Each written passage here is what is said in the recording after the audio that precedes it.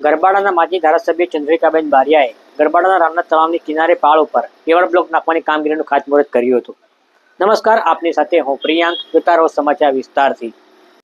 ગરબાડાના પૂર્વ ધારાસભ્ય ચંદ્રિકાબેન બારિયાએ રાજ્યસભાના સાંસદ અમીબેન યાજ્ઞિકની ગ્રાન્ટમાંથી ગરબાડા નગરના રામનાથ તળાવના કિનારે રસ્તાની બંને સાઇડ ઉપર ₹5 લાખના ખર્ચે પેવર બ્લોક નાખવાના કામનું ખાતમુહૂર્ત કર્યું હતું. આ વેળાએ ગરબાડાના સરપંચ અશોકભાઈ રાઠોડ, કાર્યકર્તાઓ સહિત નગરજનો ઉપસ્થિત રહ્યા હતા.